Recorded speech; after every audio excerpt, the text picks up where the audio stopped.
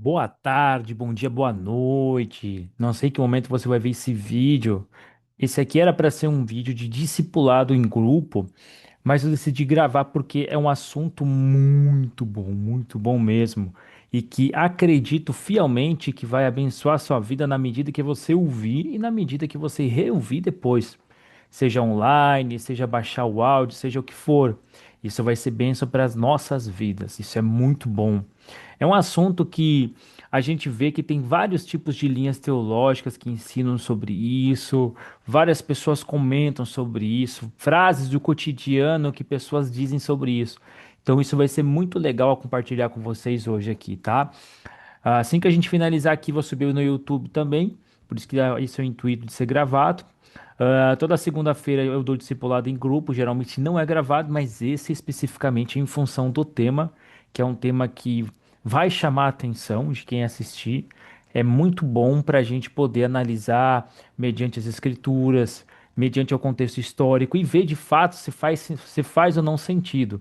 Porque aquele que ama realmente a escritura, ela vai buscar de maneira intencional aprender sobre ela, independente do que acredita, do que não acredita, que linha teológica segue, que linha teológica não segue. Então, dentro disso daqui, eu vou começar aqui. Peraí, só deixa eu minimizar aqui para a gente começar aqui. Então, falar sobre isso aqui. É um tema muito bom mesmo. Hoje a gente vai falar sobre o ensino das brechas, a sua origem, o que a Escrituras realmente ensina sobre isso e vamos desconstruir esse ensino à luz de Cristo Jesus, à luz do que o Evangelho nos traz. Então isso vai ser muito bom mesmo. Então a primeira pergunta que eu poderia deixar aqui, que vocês podem falar depois, lá nos comentários, é o seguinte: da onde surgiu o ensino das brechas? Isso aqui é uma pergunta muito boa. Da onde é que veio esse ensino das brechas? Por incrível que pareça, respondendo para vocês, esse ensino, ele começou a ser difundido. O que que é difundido? Ele começou a ser ensinado por linhas como pentecostalismo, neopentecostalismo, a partir da década de 70 até a década de 90. O que que eles falavam geralmente nesses movimentos? Eles falavam bastante sobre guerra espiritual, libertação, aqueles famosos ministérios de libertação, batalha espiritual territorial, alguns segmentos pentecostais e não pentecostais, em outras palavras ali.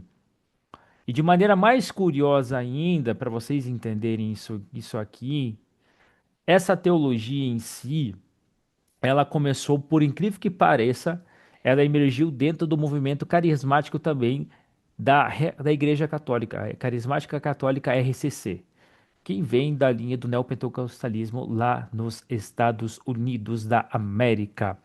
Então a gente já tem aí uma base da onde veio, do porquê que veio e como surgiu isso. Então vamos lá.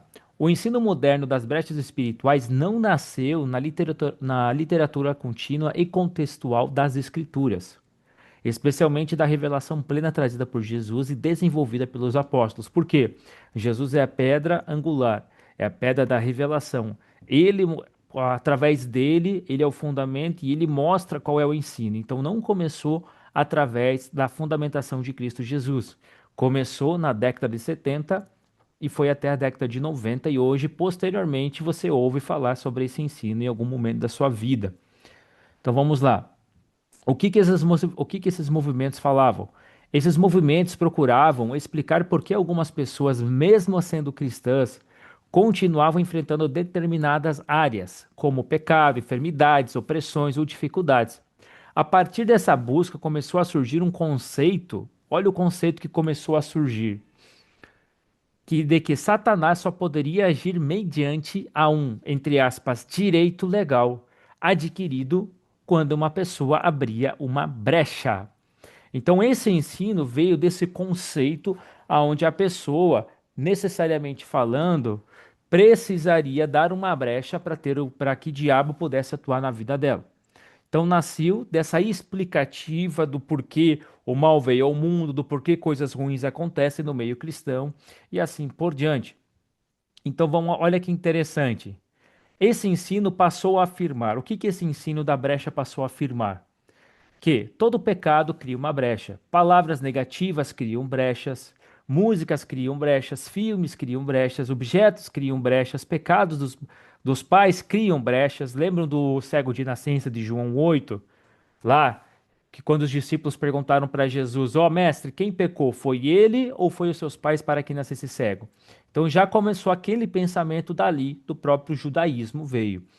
Maldições hereditárias criaram brechas, traumas emocionais criam brechas, falta de oração criam brechas, falta de jejum criam brechas, não dizimar ou ofertar criam brechas, falta de perdão criam brechas. Determinados lugares possuem brechas espirituais, determinadas cidades possuem portais espirituais.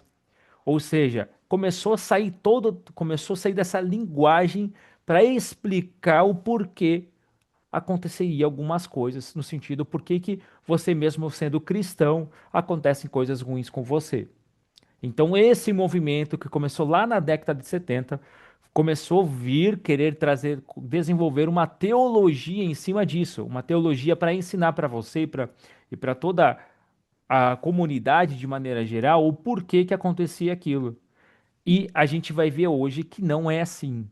Por mais que pareça legal esse tema, agora as pessoas gostam de mistificar muito isso. Olha que interessante. A palavra brecha, por causa desses ensinos, começou a assumir praticamente a função de uma chave jurídica que autorizaria Satanás a agir. Entende?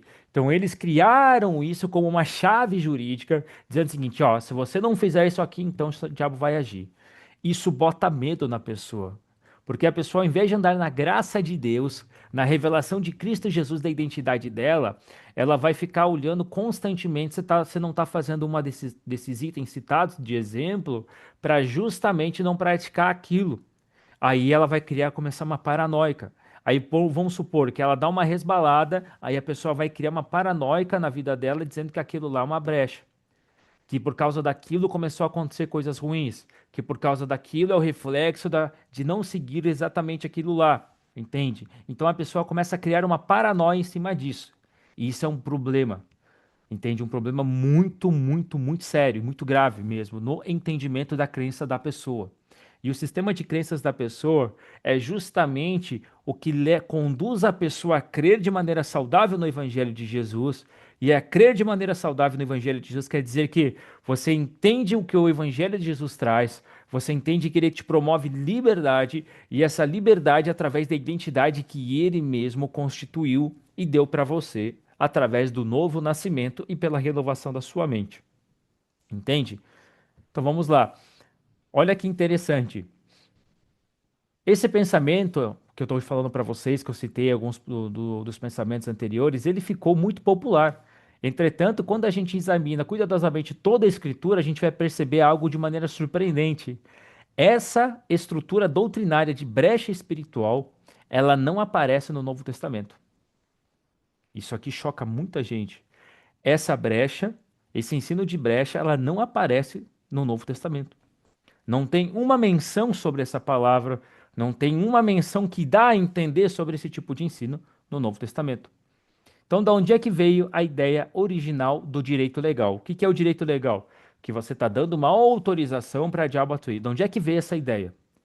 É porque essa é uma expressão utilizada muito atualmente no ano de 2026, 2025 e posteriormente vai ser usado. Mas ela praticamente, essa expressão de direito legal que você dá ao diabo, ela não aparece na Bíblia. E ela não dá nem margem para isso. Essa expressão, ela veio principalmente da influência de alguns estudos jurídicos aplicados à teologia. Ou seja, eles aplicaram estudos jurídicos dentro da teologia, que é o estudo sobre Deus. E aí começou essa terminologia no meio do cristianismo para explicar esse tipo de coisa que eu citei. Então, dentro disso, esse direito jurídico afirma que Satanás somente poderia agir quando possuísse um direito jurídico, que é o direito legal. O que que é isso? Então, expressões como direito legal do diabo, autorização espiritual, licença espiritual ou permissão jurídica, aqui ele veio desse ensino moderno dos anos das décadas de 70 a 90. E esse ensino ele não condiz com a revelação das escrituras dentro dessa terminologia. E aí que está o ponto. Quando a gente entende que não veio das Escrituras, a gente precisa entender o seguinte: se não veio das Escrituras, a gente precisa conhecer a crença a nossa história de crença dentro disso. Só me dá um minutinho aí, gente, que tocou aqui o telefone, eu não vi aqui. Mas vamos lá. Então vamos lá. Nem Jesus, nem Paulo, nem Pedro, nem João, nem Tiago jamais, nunca utilizaram essa linguagem de brecha espiritual. Nem Jesus, nem Paulo, nem Pedro, nem João, nem Tiago. Você não vai encontrar nas cartas dele, vocês não vão encontrar no ensino de Jesus essa linguagem de brecha espiritual que dá legalidade ao diabo. Vocês não vão encontrar. Vocês podem procurar de maneira intencional, vocês não vão encontrar. Eu aposto com vocês, vocês não encontram. Porque não tem base escriturística essa coisa. Não está no Novo Testamento isso. Isso foi criado, como falei no início, na década de 70 até a década de 90, pela linha neopentecostal pentecostal que veio do pessoal que criou um monte de teoria em cima disso dali. Entendeu? E nem Jesus e nem os apóstolos citados aqui utilizavam essa linguagem de direito legal para dar permissão ao diabo para dar permissão ao diabo a agir. Nem Jesus utilizava isso, tá bom? Só para a gente entender isso. Então vamos lá. A pergunta então é inevitável. Se fosse tão importante isso das brechas, se fosse um tema central, por que os apóstolos nunca ensinaram dessa maneira? Essa é a pergunta que a gente tem que fazer. Se nem Jesus, nem os apóstolos que fundamentaram todo o Novo Testamento, que receberam a revelação total do Novo Testamento, porque ali o que eles escreveram é a revelação total de todas as coisas. Conforme a gente vai crescendo em desenvolvimento da nossa fé, a gente vai entendendo aquilo que eles entenderam. Então você pode ver que na escrita parece simples, mas quando a gente vai crescendo em relacionamento, entendendo aquilo que eles estão trazendo, você vai ver a profundidade do porquê eles falaram aquelas coisas. Aí você vai crescendo em intimidade, crescendo em profundidade. E aí a gente vai para ali. Então, se nem eles falaram dessa forma, dessa linguagem jurídica de você está dando legalidade ao diabo, como se ele precisasse de alguma coisa para fazer isso, por que que as pessoas insistem em utilizar essa linguagem para explicar coisas que acontecem nas próprias vidas delas? É uma questão muito séria isso. Então, o que de fato, vamos ver agora, a Bíblia realmente chama de brecha? O que de fato a Bíblia, Escritura, Palavra de Deus, de Gênesis a Apocalipse, chama de brecha? É a palavra hebraica mais utilizada e muito mal interpretada. É a palavra peretz. Ela vem do verbo parats, que é P-A-R-A-T-S, que significa romper, abrir, quebrar, atravessar violentamente, destruir uma barreira. Seu significado, ou seja, da palavra, é extremamente concreto.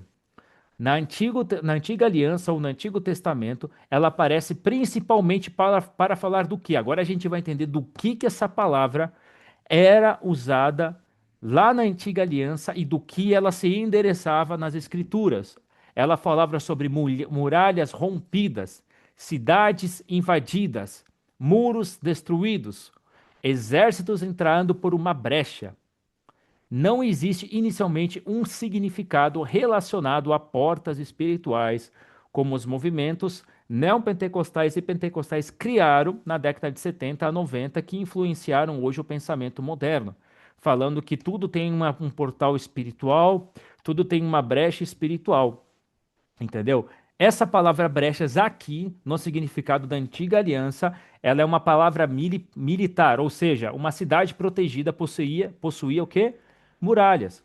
Quando uma parte da muralha caía, o que acontecia? Havia o quê? Uma brecha. Essa é a ideia original dessa palavra, e não uma ideia de uma brecha que você abriu por causa de uma prática, uma brecha que você abriu porque você não orou, uma brecha que você abriu porque você não deu o dízimo. O significado e a aplicação dessa palavra na antiga aliança, ela foi usada especialmente para esse tipo de coisa. É como você tem uma casa, aí na sua casa, onde você construiu um lindo muro, e veio a chuva e uma parte do muro caiu. O que vai acontecer com aquele muro? Ele abriu um buraco no meio, onde pode passar um cachorro, um gato, seja lá o que for, até mesmo você. Entende? Então, essa palavra era usada especialmente para isso, e não para definir batalha espiritual, onde você dá autorização ou não ao diabo para poder atuar na tua vida se você não deu não devolveu o seu dízimo, não ofertou, não fez um monte de coisa aí que dizem para você fazer. Então, essa é a questão que a gente tem que entender hoje. O uso dessa palavra na antiga aliança era basicamente para isso, entendeu? Então, dentro disso, vamos lá, olha que legal, vamos ver mais coisas aqui. Como é que isso aconteceu? A mudança que essa palavra trouxe, olha que legal. Aqui começa um dos maiores problemas de hermenêutica. O que que é hermenêutica? Hermenêutica é um termo que veio do grego, mas que eles criaram um estudo baseado em interpretações bíblicas dentro de um contexto. Então, hermenêutica é o estudo da interpretação bíblica dentro daquele contexto, seja de um contexto grande e de um contexto pequeno. Então, a palavra hermenêutica já é uma palavra grega, ela veio desse significado. Então, muitos pegaram textos que utilizavam essa palavra de brecha, lá da antiga aliança, dentro desses contextos aqui, dentro desse uso endereçado daquele contexto, e eles fizeram o quê? E eles colocaram algo de maneira universal e transformaram isso numa regra cristã. Como assim? Eles transformaram todas essas coisas, essa palavra, o uso dessa palavra como uma regra cristã, dizendo: se você praticar pecado, você vai dar brecha. Se você não orar todo dia, você vai ter brecha. Se você não confessar a palavra, você vai ter brecha. Se você falar negativo, você vai ter brecha. Se você fazer aquilo, vai ter brecha. Tu entende que eles acrescentaram um monte de C na frente? E por acrescentar um monte de C na frente, eles acrescentaram algo que a própria palavra de Deus, dentro da revelação de Cristo Jesus, não ensina. E isso é um grande problema interpretativo, porque isso mexe muito na crença das pessoas.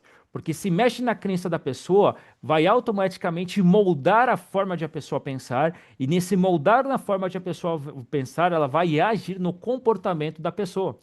E nesse comportamento da pessoa vai mostrar na prática, de fato, como está o tipo de crença enraizada.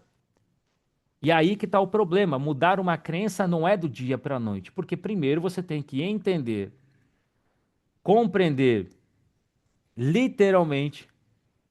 Espera aí só um minutinho. Aí, voltou. Entender e compreender aqui que literalmente a gente precisa crescer com isso. Crescer no bom sentido da palavra e não continuar com essa crença errada, entendeu? Então vamos lá. O texto mais utilizado para isso é Ezequiel do 22, capítulo 22, 30, que quer dizer o quê? Busquei entre eles um homem que levantasse o muro e estivesse na brecha perante mim por esta terra. Se você já foi em seminário de treinamento de oração, para quem nunca foi ou para quem já foi, você vai ver que eles vão utilizar esse texto para falar o quê? Que quando você intercede por alguém, você está se colocando na brecha para aquela pessoa.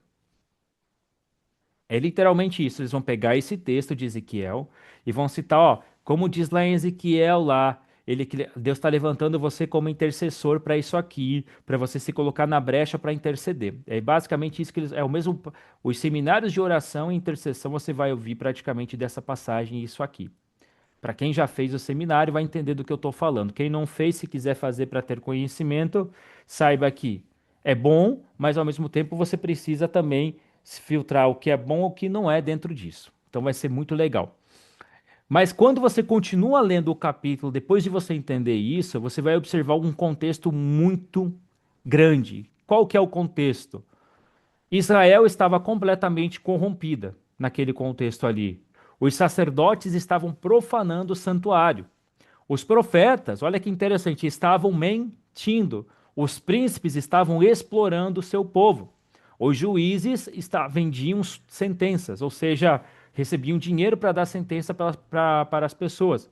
Os ricos oprimiam os pobres. A idolatria dominava a nação. Ou seja, o problema dentro desse contexto nunca foi o diabo encontrou uma brecha. Tu entende? O problema daquela nação nunca foi isso que o diabo encontrou uma brecha para atuar naquela nação. Só um minutinho, gente, que estão mandando um monte de mensagem aqui.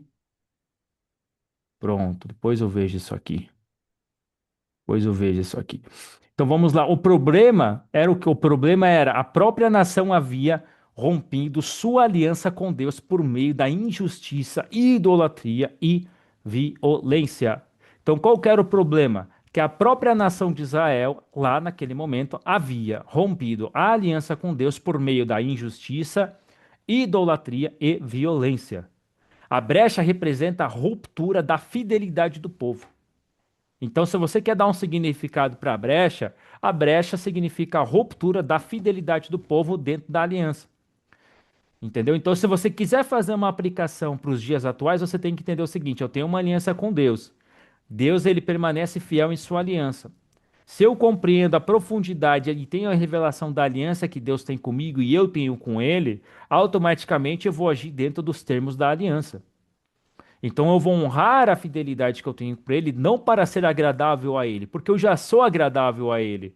Eu vou honrar porque faz parte de quem eu sou, é a minha identidade andar nisso. Aí você entende quando Jesus falou que diabo não tinha nada com ele, porque ele andava debaixo da missão que Deus já tinha dado para ele, do propósito que Deus tinha dado para ele. Ele praticava porque se tratava de quem ele era. Ele andava naquelas coisas porque se tratava de quem ele era. Então, como que a gente quer. Então, quando a gente entende isso, a gente não vai fazer isso por uma performance, como é ensinado no meio cristão. A gente vai andar nisso por causa da revelação da identidade que nós temos em Cristo Jesus. E por causa dessa identidade que temos em Cristo Jesus, isso acaba sendo natural na nossa vida. Entende? Então, aqui nesse contexto de Ezequiel, o foco não era nem o diabo. O foco é Deus restaurar seu povo. Outro texto usado ali é Isaías no capítulo 58, que é: serás chamado reparador de brechas. Tem um texto que fala sobre isso lá, depois vocês leem lá dentro de um contexto. Só que dentro do contexto de Isaías 58, a gente vai ver o quê? A gente vai ver ele falando de justiça, misericórdia, cuidados com os necessitados, libertação dos oprimidos e o verdadeiro jejum. Deus critica um povo extremamente religioso, mas completamente indiferente ao próximo. Então você pode ver até na própria vida de Jesus, em quem que Jesus ele tinha os discursos mais duros, falando que eram sepulcros caiados, filhos do diabo e assim por diante, os próprios fariseus. Porque os fariseus não estão interessados de verdade no povo, em cuidar de verdade do povo. Não estão. Os religiosos não estão interessados nisso. Eles estão interessados somente naquilo que as ovelhas, que são as pessoas, têm a oferecer para eles. Se não tiver nada para oferecer, sabe o que vai acontecer? Você vai ser descartado ou descartada. É isso que acontece. E esse tipo de comportamento, realmente Deus não aprova. Não aprova, porque vai estar longe da revelação daquilo que ele fez por nós. Então vamos lá.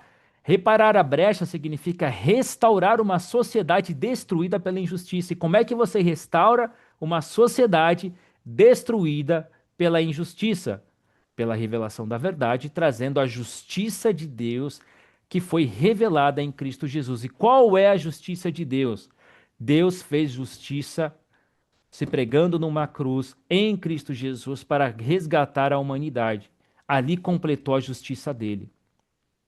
Então, quando você ensina o significado de justiça do Evangelho, você vai perceber que você vai estar restaurando uma sociedade. E aí você vai passar a entender que você precisa ensinar esses princípios por onde você anda, através da sua própria vida e da vida das pessoas. Entende?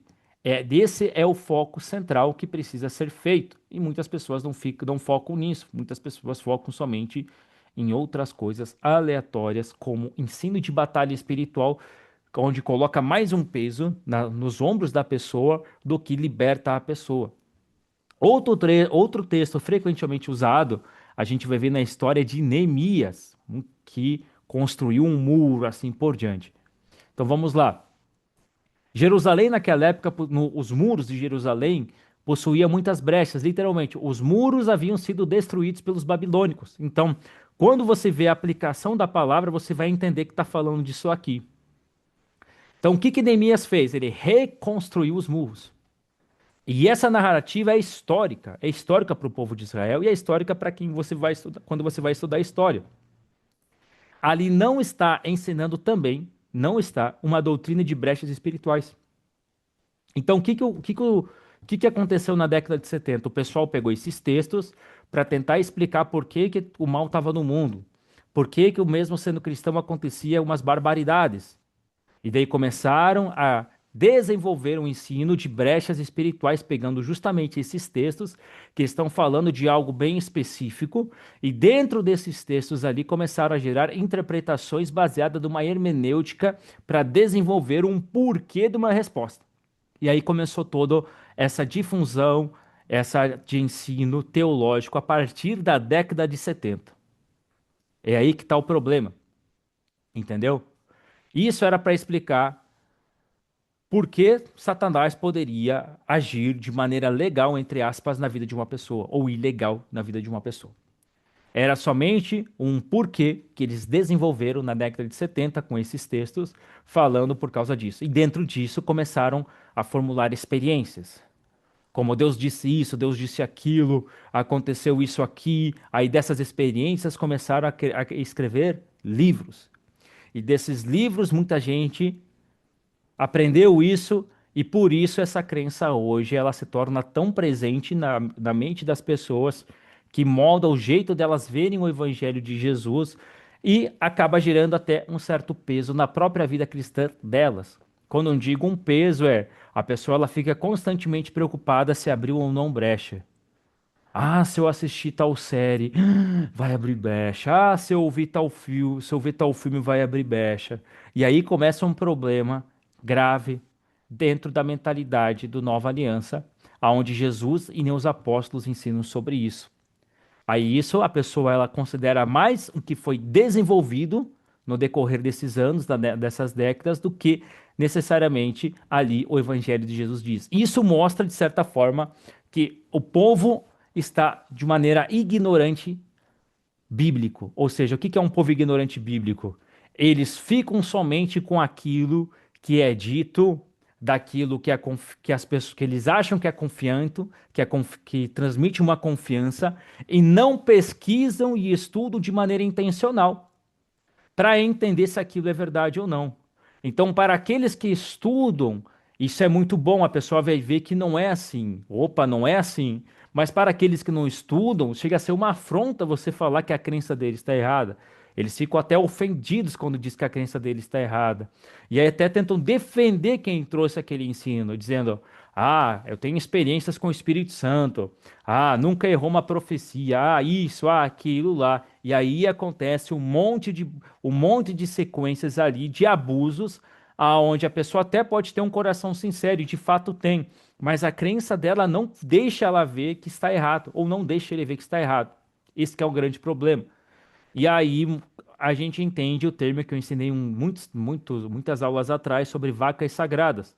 As pessoas elas sabem que aquilo lá está errado, mas elas preferem ficar com porque elas consideram aquela crença que elas têm como algo sagrado.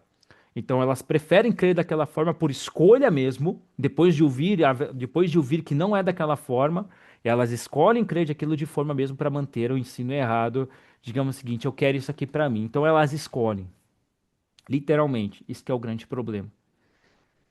Então vamos lá. Quando a gente olha para Jesus, olha que interessante. Se a doutrina das brechas fosse um fundamento da vida cristã, olha que interessante. Esperaríamos encontrar Jesus ensinando isso de maneira constante, se fosse algo relativamente sobre a vida cristã. Entretanto, Jesus nunca diz: cuidado para não abrir brechas. Ah, que interessante. Nunca, nenhuma vez. Eu desafio qualquer um a abrir os evangelhos, abrir as cartas de Paulo, de Pedro, de Tiago e ver se você vai encontrar algo assim.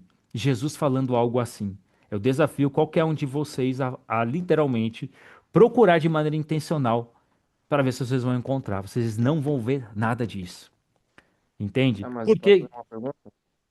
pode falar, tá? Vai ficar ao vivo, mas pode perguntar, meu brother. Cara, e se a pessoa, por exemplo, usar o famoso vigiar e orar? Fora de contexto também, vigiar e orar está falando de uma vida constante de prática na palavra, onde você discerne constantemente. Então, o vigiar e orar, respondendo sua pergunta de maneira prática, é: você tem tanta comunhão com o Espírito Santo e que você conhece de fato a sua identidade, que você anda nisso discernindo o bem e o mal o tempo inteiro, através da sabedoria de Deus. Isso é vigiar e orar na prática. E daí a pessoa fala, porque a pessoa pensa, "Ah, se eu tenho que vigiar, então eu tenho que estar alerta a alguma coisa." Não alerta alguma coisa, vai estar alerta ao ensino errado, não contra Entendi, brechas. Ensino errado é uma coisa, brechas é outra, entende? Aí vamos entendi. lá. Olha que legal. Por que que a gente olha para Jesus e a gente não vê Jesus fazendo isso ou falando isso? Porque Jesus revelou perfeitamente quem era o Pai. Esse é o ápice da questão. Ele revelou perfeitamente quem era o Pai. E se ele era a expressão exata de quem Deus era e revelou o Pai, a gente não vê esse tipo de linguagem nele. Se a gente não vê esse tipo de linguagem nele, rapaz, então o que que a gente está perdendo nosso tempo ouvindo besteira de que veio ali na década de 70? É uma boa pergunta, né? Uma boa Exato. pergunta. Uma boa pergunta. O foco de Jesus, sabe qual que era o foco de Jesus? A gente vai ver que Jesus ensinava o quê? Para a gente permanecer nele, para crer, para seguir ele, para não ter medo, para ter alegria, permanecer na palavra, permanecer no amor, para receber o Espírito. A gente vai ver Jesus fazendo, focando exatamente nesses temas, praticamente de maneira constante. E em nenhum momento a gente vai ver que ele fala o seguinte: descubram quais brechas vocês abriram. Como eu falei lá no início do vídeo, que tu não estava aí, meu brother Murilo, essa pergunta a gente vê, ela ecoa em João capítulo 8, quando os próprios discípulos perguntaram: Mestre, foi este ou os seus pais que pecaram para que ele nascesse cego de nascença? Então, essa pergunta aqui geralmente é utilizada para falar de brecha espiritual, porque ali o pessoal fala o seguinte: olha, tá vendo? Os discípulos perguntaram, mas eles ignoram a resposta de Jesus. Entendeu o fio da meada? Sim. Aí, qual que era o centro o que que Jesus trazia como centro disso? O relacionamento com o Pai. Então, tudo que Jesus via e fazia era a demonstração prática do Filho de Deus tendo um relacionamento com o seu Pai. Então, o que que a gente tem que imitar de Jesus? Tudo. Inclusive, como o primeiro pilar, o relacionamento que ele tinha com o Pai. Entendeu? Por isso que lá em João 14:30 a gente vai entender que Jesus fala o seguinte: vem aí o príncipe deste mundo. Vamos entender esse texto hoje. E ele nada tem em mim. Eu não vou saber falar isso aqui no grego, porque é uma coisa muito grande, então não vou saber nem citar isso aqui, mas traduzindo diretamente do grego, isso significa: ele não possui absolutamente nada em mim. Aqui Jesus não diz, não dei brechas. Aqui ele está revelando algo muito mais profundo. Está revelando que Satanás não encontra em Cristo qualquer ponto de identificação, pertencimento ou domínio. Entendeu do que ele está falando quando ele diz aquilo aí, meu brother Murilo? Sim. Então, o que que ele está trazendo aqui? Cristo vive em perfeita comunhão com o Pai. Esta é a segurança do Filho, entende? E pela nova aliança que a gente está hoje, o cristão está em Cristo Jesus. Isso é Efésios 1, Colossenses 3. A base da segurança do cristão não é a ausência de brechas. Não é isso. Inven- Inventariadas diariamente, mas é a sua união com Cristo e a permanência nele. Então, qual que é a base da confiança do cristão? É a nossa união com Cristo e a permanência no ensino dele. Entendeu? Esse que é o foco. Por isso que Paulo fala lá em Efésios 4:27, é o texto utilizado, que muitos vão utilizar, que eles falam o seguinte: não deis lugar ao diabo. Mas dentro dessa fala aqui tem todo um contexto. Mas a gente vai ver primeiro a palavra aqui. Aqui, essa palavra grega utilizada de lugar aqui é a palavra topos, que significa lugar, espaço, oportunidade, ocasião, posição. Paulo não usa nenhuma palavra relacionada à brecha, mas olha só o contexto que Paulo fala. O contexto vai começar no versículo 25. O que que ele fala lá no versículo 25? Ele começa falando sobre mentira, depois ele fala sobre ira, depois ele fala sobre roubo, depois ele fala de palavras corruptas, depois ele fala sobre amargura, depois ele fala sobre malícia.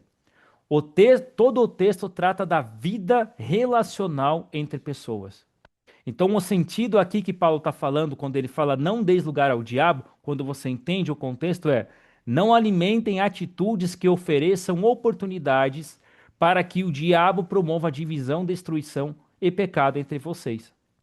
Não é uma linguagem jurídica de uma chave que esses ensinos de que veio na década de 70 falaram que isso aqui é uma chave espiritual, que se você fizer isso você está lascado. Não. Aqui ele está falando de uma exortação ética. Por quê? Se você é uma nova criatura, você tem Deus como seu pai, você entende que ele é seu pai e Jesus é seu irmão mais velho, não tem por que você viver uma mentira.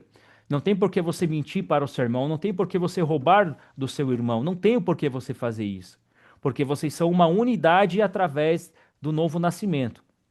Você tem o mesmo pai que é Deus. Ah, mas o irmão fez isso comigo. Cara, se o irmão fez aquilo contigo, perdoa o irmão.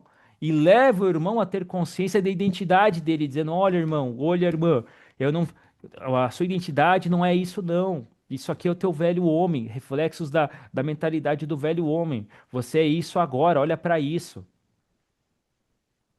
Que é isso que a igreja não faz. A igreja pegou algo que é relacional entre pessoas, humanamente falando, e transformou em algo místico.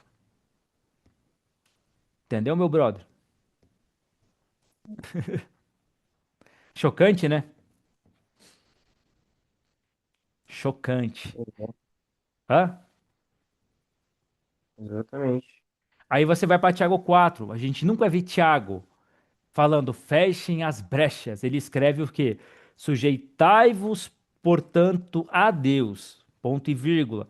Resisti ao diabo e ele fugirá de vós. O que que é sujeitar-se, portanto, a Deus? Sujeitar ao ensino que está revelado em Cristo Jesus. Por que em Cristo Jesus? Porque Jesus é a expressão exata de Deus. Então, quando a gente se sujeita e concorda com o que Deus diz, automaticamente, por fazer isso, você resiste à mentira do diabo e essa mentira ela foge de você. Então, qual que é o segundo problema que a gente encontra aqui? A gente vê muito cristão que não confia no que Deus ensina de fato e prefere ficar com a mentira do diabo quando vem a pressão. Então, como é que o diabo ganha desses crentes? Muito simples a resposta. Não é porque eles fizeram alguma coisa errada, como o ensino da década de 70 falou, falta de posicionamento real da palavra. A resposta é essa: falta de posicionamento real da palavra. Se posicionar, está escrito, isso aqui é verdade sobre essa circunstância, Deus é meu pai e nada muda isso. Falta de posicionamento. E aí, para justificar a falta de posicionamento, eles falaram que tem alguma coisa errada com o cristão, que eles estão dando brecha, dizendo que estão dando autoridade para o outro lado agir. Percebeu que o diabo vai atacar você do mesmo jeito? Vocês percebem isso? Percebe aí, meu brother? Sim. Nada que tu faça vai mudar o ataque do diabo. Ele vai ficar te atacando diariamente, constantemente. Esse é o trabalho dele. O trabalho dele é fazer o quê? Te encher o saco, te acusar, chatear você. Então o que que você faz? Permanece na palavra. Entende? Então aqui a gente vê nesse texto submissão, depois resistência, e o resultado é a fuga do diabo. E aqui Tiago nunca fala para você investigar brechas ocultas. Então todo o ensino que fala que você precisa visitar o seu passado, a sua linha genealógica para ver o que que aconteceu, para você ficar dentro disso daqui, cara, não está inserido em Cristo Jesus, porque nem Jesus fez isso.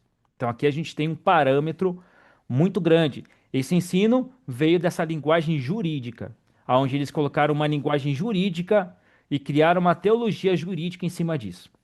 Esse que é o Como assim problema. visitar, como assim visitar o passado? Visitar o que o pai, o que a mãe, o que os avós fizeram, daí começar a fazer confissão lá de trás. Ah, eu perdoo o que o que o meu avô fez, isso é o que, eu libero aquilo lá. Tipo isso, entendeu? Pedro escreve o seguinte: sede sóbrios e vigilantes. O verbo vigiar aqui significa estar desperto e atento. E atento. E ele continua dizendo: porque o diabo, vosso adversário, anda em derredor como um leão que ruge buscando a quem possa tragar, é o que o texto fala. Aí ele continua: resistirem firmes na fé. Aqui ele não está falando para você investigar brecha, ele está dizendo o seguinte, cara, o inimigo ele vai estar ao teu derredor, velho. Ele está dizendo isso, ó, você está na terra, você precisa aprender a se posicionar na palavra. E como é que a gente vê isso? O próprio Filho de Deus, quando você abre os evangelhos, lá em Mateus capítulo 4, você vai perceber que o próprio Jesus, cara, quando ele foi ao deserto, ele resistiu ao diabo, à mentira do diabo, sendo filho unigênito de Deus. E ele mostrou como ele resistiu isso. Ele permaneceu firme na palavra, confirmando novamente isso que eu estou falando para vocês aqui. Não é que você deu brecha. Imagine então. Então, quando o diabo foi tentar Jesus, então quer dizer que Jesus deu brecha para Satanás? Não. A resposta é não. Tu entende? Então, quebra o ensino no meio. Quebra essa teologia que foi criada na década de 70, quando a gente para analisar os pontos de maneira cuidadosa. Percebeu, Murilo, como quebra? É. Aí vamos lá. João disse o seguinte: maior aquele que está em vós do que aquele que está no mundo. Então vamos lá. Isso é 1 João 4,4. Perceba a direção. O Novo Testamento constantemente direciona os olhos para Cristo. O ensino moderno, olha isso aqui, cara, isso aqui é muito importante. O ensino moderno frequentemente direciona os olhos para o diabo. Percebeu que os evangelhos eles falam para a gente olhar sempre para Cristo e direcionam o olhar para Cristo. E o ensino moderno que veio nisso frequentemente direciona os olhos para o que você está fazendo para dar brecha ao diabo. Chocante isso, né? Ele quer a todo custo atenção, né? Não carinho. Exatamente. E isso muda completamente a maneira de você viver. Quando você coloca seus olhos constantemente para Cristo, você aprende a se posicionar dentro daquilo que você é em Cristo Jesus, independente de circunstâncias. Agora, quando você coloca seus olhos frequentemente para o que o diabo está tentando fazer, ah, se eu errei aqui, estou dando brecha para diabo, cara, ele nem poder tem, porque ele já está derrotado. Você está olhando para ele, daí você cria uma paranoica na tua cabeça, uma crença de paranoica. Ah, se eu não dei o dízimo, ah, se eu não ofertei, ah, se eu não orei, ah, se eu não jejuei, ah, se eu ouvi tal música, ah, se eu ouvi tal série, ah, se eu falei isso, ah, se eu não falei aquilo. Constantemente a pessoa está olhando para coisas que não é para olhar. E aí que está o problema. Ela tira os olhos de Cristo Jesus e aí ela fica com aquele peso nos ombros, dizendo o seguinte: meu Deus, eu preciso agradar Jesus, eu preciso agradar Jesus. Meu Deus, olha o que eu falei aqui agora. Meu Deus, olha o que eu pensei aqui agora. Meu Deus, olha o que eu assisti aqui agora. Não cria um sentimento de desespero ao invés de liberdade? Cria. A pessoa ela fica lá constantemente nesse loop. Constantemente nesse loop. E isso não é provada a liberdade que ele mesmo nos chamou. Provada a liberdade é você olha para ele, permanece no que ele falou. Você aprende a concordar com ele de maneira consciente. Você fala que Deus é verdadeiro e sempre será verdadeiro e diabo mentiroso. Quando você tem isso bem estabelecido, muda a dinâmica da sua vida e da sua crença. E aí, quando você mudar a dinâmica da sua crença, você vai ver que a maneira de você viver vai ser literalmente influenciada também. Por isso que a crença errada, ela faz uma bagunça muito grande.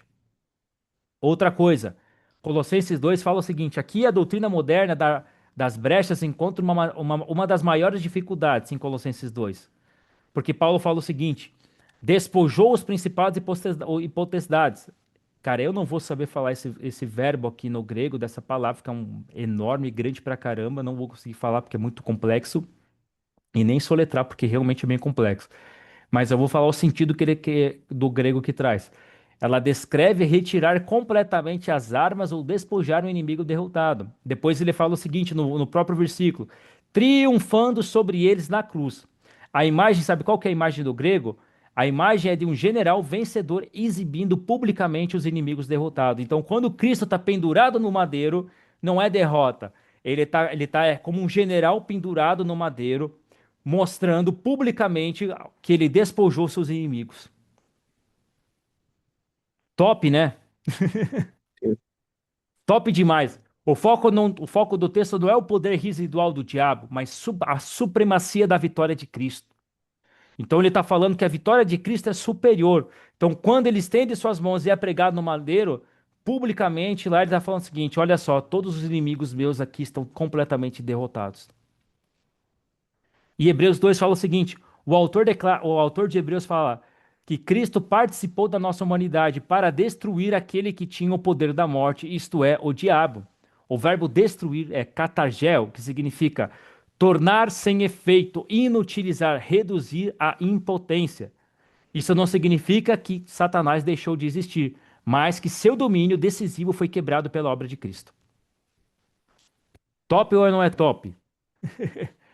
E aí, para não deixar sombra de dúvida, vou fazer uma pergunta aqui para vocês me ditam. Então, o cristão nunca peca? A resposta é: claro que pode errar o alvo, porque pecar é errar o alvo. Entende? Você pode errar. Isso quer dizer que vai mudar quem você é em Cristo Jesus? A resposta é não. Quer dizer que você abriu uma brecha? A resposta também é não. Qual que é o caminho que você faz quando você erra? Você confessa, que é 1 João 1,9, você se arrepende, você anda na verdade, você renova a sua mente, permanece em Cristo e é fortalecido pelo Espírito. Então, a restauração de um cristão que erra o alvo está fundamentada na fidelidade de Deus e na obra consumada de Cristo. E não, perceba isso, e não em um ritual para fechar brechas. Eita, isso aqui quebra tudo. A restauração da vida de uma pessoa, quando ela erra o alvo, se errar o alvo, ela está fundamentada na fidelidade de Deus e na obra consumada de Cristo e não num ritual de para fechar brechas. O que achou dessa, Murilo? Interessante, vou anotar aqui. Interessante, né?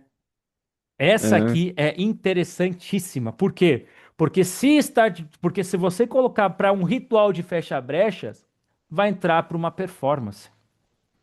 Você está dizendo, eu confio mais nesse ritual do que na do que na fidelidade de Deus e na obra consumada de Cristo. Entendeu o problema?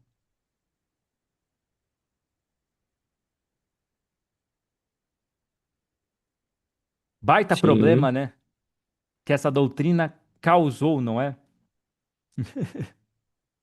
E sabe qual que é o segundo maior problema? Entre vários, aqui já citei vários, mas o problema central dessa doutrina das brechas é que ela altera o centro do evangelho. Sabe por quê? Ao invés de gerar confiança na filiação que a gente tem em Cristo Jesus, ela produz uma vigilância ansiosa. Entendeu qual que é o problema central? Ela ataca diretamente na confiança da pessoa, daquele cristão. Ao invés de ele depositar a sua confiança em Deus, na fidelidade de Deus e na obra consumada de Deus, em Cristo Jesus, sabe o que que ele coloca? Ela produz essa vigilância ansiosa. Será que eu estou fazendo isso? Será que eu não fiz isso aqui? Vai acontecer isso? Tu É, entendeu o o que eu peso que entendi, ela gera nos ombros do cristão? o que eu entendi depois de um tempo estudando é que tem algumas interpretações que falam que como a pessoa já está perdoada em Cristo Jesus, que ele perdoou passado, presente e futuro, não se trata da pessoa pedir perdão, mas se trata da pessoa reconhecer o erro e só falar, ó, pai, eu sou um réu, confesso, eu fiz tal coisa, eu admito que isso aqui está errado, Se arrepender, que e é dar um aí, 180 graus, mudar a mentalidade, que é andar na luz, permanecer nessa verdade e ser fortalecido pelo Espírito Santo, que é a resposta que a gente tem que dar, que o Evangelho dá, entendeu? porque a pergunta que eu quero te falar é por que que o cara, tipo, por exemplo, se o cara já é perdoado, por que que o cara pede perdão? Bem simples, porque ele não tem consciência que é perdoado, e aí ele vai entender do que ele foi perdoado. E aí, quando ele entendeu do porquê que ele foi perdoado, ele entendeu que a maneira de viver dele está oposta ao Evangelho. Então, ele recebe do efeito do perdão do Evangelho. Por isso que Deus já perdoou passado, presente e futuro. Entendeu? Não é que o diabo acusou, pô, ele sabe que aquele comportamento lá, que aquela crença está errada. Ele aprendeu errado e ele reconheceu, ele falou, pô, eu tive autorresponsabilidade de entender que essa crença está errada. Então, por estar errado, isso alterou isso aqui mudou a forma de ouvir o meu pai. Pai, te peço perdão por isso. Eu sei que o Senhor já me perdoou, mas eu reconheço isso e a partir disso eu quero viver segundo o teu ensino que é assim. Entendeu? É por causa Sim. disso. Então vamos lá. Dentro desse ensino aqui que eu falei que ele altera o evangelho, que ele tira a confiança da filiação e produz uma vigilância ansiosa, esse cristão ele vai ficar se perguntando a seguinte coisa, Murilo. Eu tenho certeza que você já viu isso. Eu também já vi. Será que eu abri uma brecha? Ele vai começar com aquela pergunta: pô, cara, será que aqui no meio-dia eu abri uma brecha? Vai começar a vir esse tipo de pensamento. Será que essa música aqui abriu uma brecha? Será que essa série que eu assisti aqui abriu uma brecha? Será que essa palavra negativa abriu uma brecha? Será que esse É, foi uma objeto. coisa que eu fiz, foi uma coisa que eu fiz no começo. No começo eu ficava Sim, muito aquela história do e se. Ah, e sim. se isso, e se aquilo, e se. Ah, se eu Será falar que. dessa Ó, forma, se eu isso é um agir dessa reflexo do forma? ensino da brecha. Será que esse objeto abriu uma brecha? Será que esqueci de orar agora e perdi a proteção? Tu entende? Tu percebeu que ele tira esse ensino, ele tira a pessoa da confiança, da fidelidade de Deus em protegê-la, através da obra consumada de Jesus, e foca de maneira bem sutil para uma performance? Sim. Percebeu isso? Tá bem escancarado isso, né? Porque dependendo Esse, da es- pessoa, a pessoa fica paranoica, né? exatamente. Então, esse estado que essa crença gera, de constante suspeita, não é o retrato da liberdade dos filhos de Deus apresentado no Novo Testamento. Não é. Tá longe disso. Tá gerando mais peso do que liberdade. Tá gerando autocontrole, porque a pessoa vai ficar com aquela ansiedade e aí ela vai pro líder espiritual dela, seja pastor, sei lá quem ela determinou para ser na vida dela aquilo lá, e vai falar aquilo. Aí, se o líder foi ensinado nisso daqui, o líder vai dizer: tá vendo? Isso dá brecha. Vai lá e faça isso. Entendeu o problema? Um dos problemas, outros problemas. Então vamos Sim. lá. Jesus sempre falou para ir até ele, vinde a mim. Ele não convida a uma vida dominada pelo medo de um erro invisível, que colocaria Satanás novamente em posição de controle. Ele fala para ir para ele, entendeu? Qual que é o papel do acusador? A palavra diabo é a palavra diabolos, que significa caluniador e difamador. Então a gente sabe que difamar uma pessoa está falando, está replicando o caráter do seu ou do diabo. Então a sua estratégia, a estratégia do diabo, ó, permanece coerente desde Gênesis 3. Qual que é a estratégia dele? Primeiro ele lança uma dúvida sobre a palavra, que é, foi assim que Deus disse. Depois ele lança uma dúvida sobre o caráter de Deus. Deus sabe que. E por fim, após a queda, passa a acusar de maneira contínua. Entendeu? E é por isso que a gente vê lá em Apocalipse 12 que ele é chamado de acusador dos irmãos. Então, a resposta da nova aliança não é viver procurando motivos para acusação, mas é permanecer naquele que silencia toda acusação legítima. Quem? Romanos 8:1 que diz: agora, pois, nenhuma condenação há para os que estão em Cristo Jesus. E Paulo continua: quem tentará acusações contra os eleitos de Deus? É Deus quem os justifica. Quem os condenará? Cristo é quem morreu, ou antes quem ressuscitou. Sacou o que Paulo faz aqui? Entendeu, meu brother? Sim. Paulo destrói, né? Exato. Literalmente destrói. Literalmente destrói. Então vamos lá. Olha que interessante aqui. Ensino popular diz o seguinte: o diabo ganha direitos legais, entre aspas, quando o cristão abre brecha. Esse é o ensino popular. Ensino da Escritura. A Escritura afirma a vitória de Cristo sobre Satanás e chama o crente a permanecer em Cristo e resistir pela fé. Outro ensino popular. O foco é descobrir qual brecha foi aberta, que esse é o foco desse ensino das brechas. O ensino da Bíblia diz o seguinte: o foco é conhecer Cristo, permanecer nele e andar no Espírito. Percebeu a diferença dos focos? Ensino popular. O medo de errar preserva a proteção espiritual. Ensino da Bíblia. O amor de Deus e a fé é a permanência em Cristo produzem santidade e perseverança. Ensino popular. A vitória depende de fechar todas as brechas. Creio que vocês já ouviram essa. Ensino da Bíblia. A vitória repousa na obra consumada da cruz e na união de Cristo.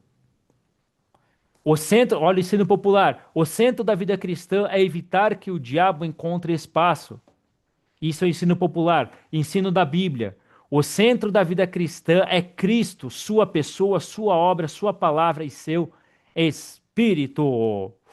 Uh! E aí, meu brother? Se a pessoa fala que se ela segue ali o caminho da brecha, ela meio que torna o que Jesus fez Ela, insuficiente na vida dela. isso, ela está acrescentando algo à obra de Jesus. É como aquela frase famosa: Jesus mais dízimo você é abençoado. Isso daí é mentira, não é nem bíblico, tá? Você já é abençoado por Cristo Jesus, por causa da fidelidade de Deus e da obra dele. Você Sim. não é abençoado por dar o dízimo. É um exemplo que eu estou citando. Então, nesse ensino da brecha então, o que Cristo fez não é suficiente. Eu preciso fazer mais isso, porque se eu não fizer isso aqui, então não é o suficiente. Ela tira a confiança dela de confiar da fidelidade de Deus e confia no que acha que ela precisa fazer para fechar alguma coisa que nem foi aberta.